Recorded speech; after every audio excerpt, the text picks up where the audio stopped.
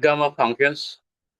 The gamma function is a fundamental special function in mathematics that extends the concept of a factorial function to complex and real numbers, except non-positive integers.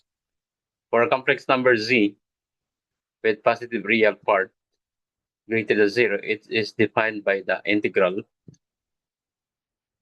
The key property extending the factorial. Its most famous property is its relationship to the factorial. For any positive integer n, so the gamma of n is equal to n minus 1 factorial. So factorial of 1 is 0 factorial equal to 1. Factorial of 2 is equal to 1 factorial. Factorial of 3 is equal to 2 factorial. The gamma of 3 is equal to 2 factorial. The gamma of 4 is equal to 3 factorial, equal to 6, and so on. So more generally, it satisfies the recurrence relations. The factorial gamma of z plus 1 is equal to z times the gamma of z. So this is exactly how the factorial works. So n factorial equal to n times n minus 1 factorial. But it holds for complex z, where the function is defined. Beyond integers, interpolating the factorial. So since the factorial is only defined for non-negative integers, so if you have ever wondered what 1 over 2 factorial would mean, the gamma functions provides the answer to the gamma of 1/2 is equal to the square root of pi. So it means that the factorial of negative 1/2 is equal to 1 is equal to the gamma of 1/2 equal to square root of pi. The important properties here, the reflection formula, the gamma of z times the gamma of 1 minus z is equal to pi over sine pi over z. So we have the duplication formula here. The gamma of z times the gamma of z plus 1/2 is equal to 2 raised to the 1 minus 2z times square root of pi times the gamma of 2z. For the poles, the function is undefined at non-positive integers. For example, 0, negative 1, negative 2, where it has simple poles. The pi functions, alternative notations. Some mathematicians, notably Gauss, use an alternative notation, the pi functions, which is a simple version that maps the factorial without the negative 1 offset. For example, the pi function of z is equal to the gamma of z plus 1. It means that the pi function of n is equal to n factorial. Well, notationally, cleaner for factorial. Legendary notations, the gamma of z became the standard, while notationally cleaner for factorials. Legendary notations, the gamma of z became the standard. So in essence, the gamma function is the smooth, continuous curve that neatly passes through all the integer factorials points, making it indispensable in probability, statistics, physics, and complex analysis. So we have some numerical examples of the gamma functions. For positive integers, the factorial shape.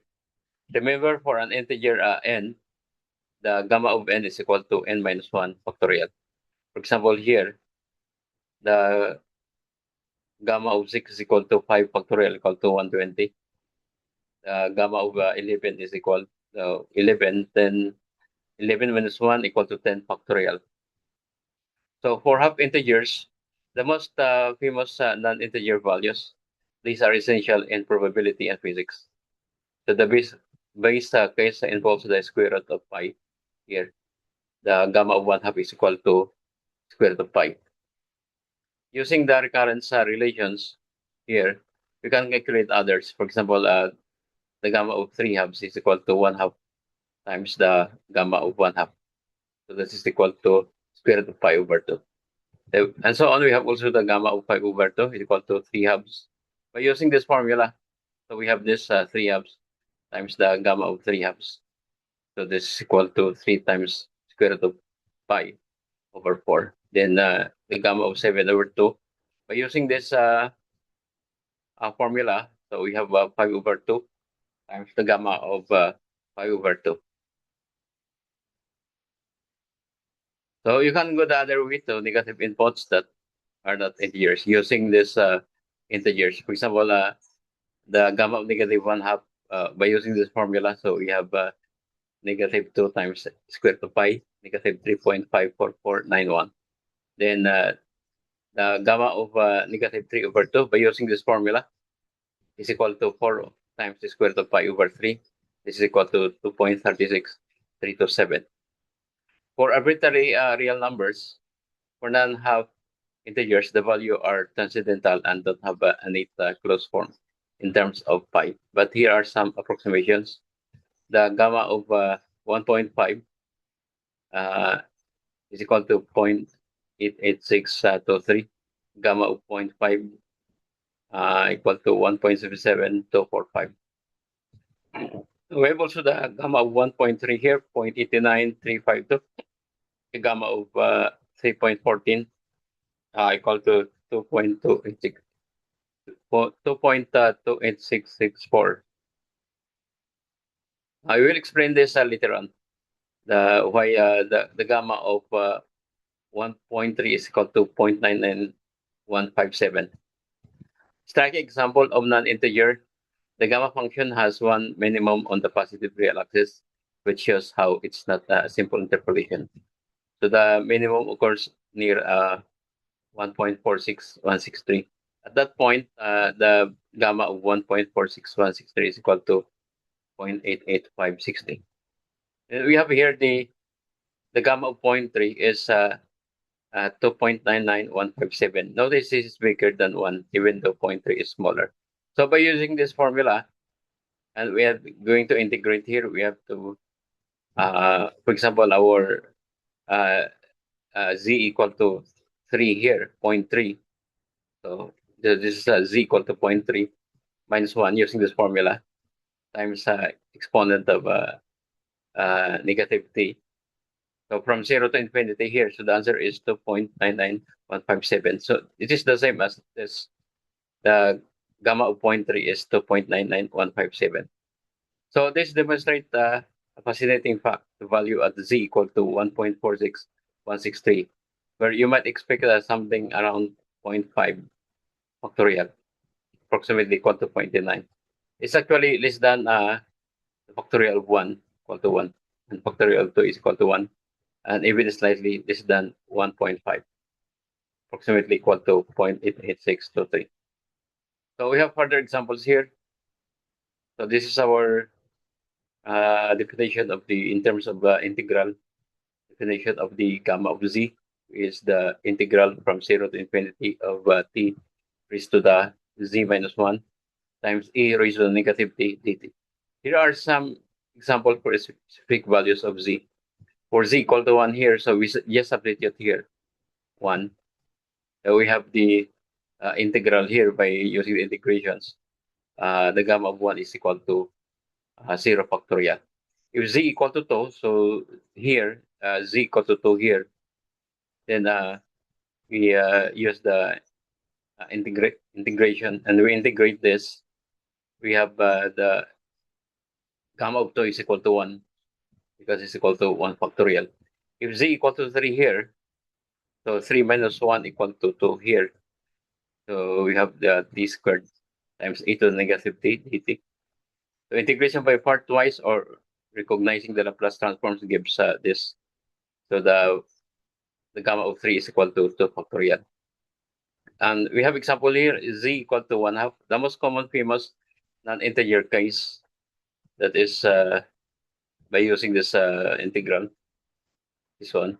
So z equal to 1 half here. Minus 1 e to the negative t dt. So by integrating this, we have this square root of pi over 2.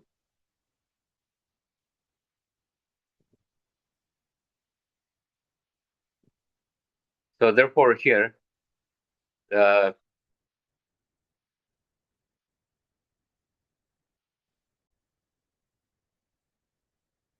So we have this equivalence of integral from 0 to infinity of e to the u squared du equal to square root of pi over 2. Now, if you multiply this by 2, this one, so we have finally uh, the equivalence of the gamma of 1 half is equal to square root of pi. So for z equal to 3 half, using the recurrence relation to verify the integral, we know from the recurrence relation that the gamma of 3 halves is equal to 1 half times the gamma of 1 half. So this is just equal to 1 half of the square root of pi over 2.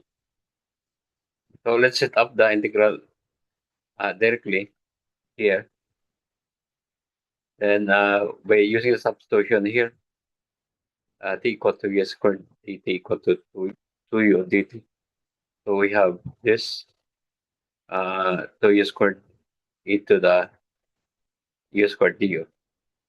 We multiply this by 2.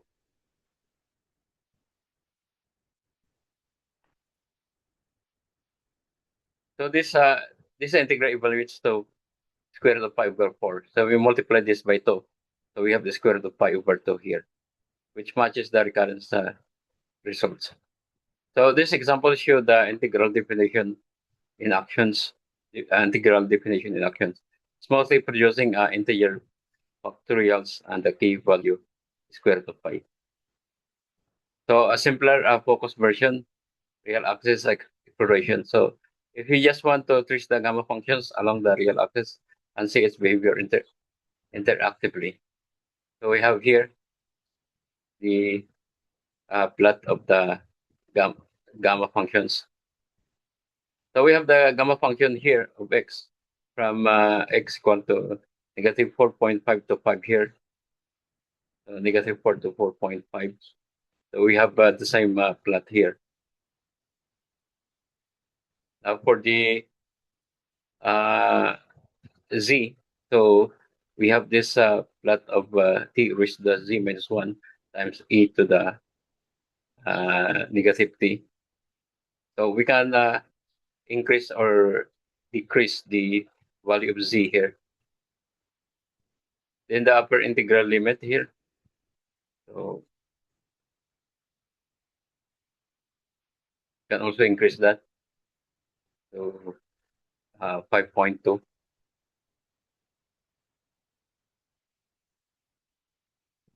Therefore here, if we have z equal to 2, so we can have also this plot for z equal to 2.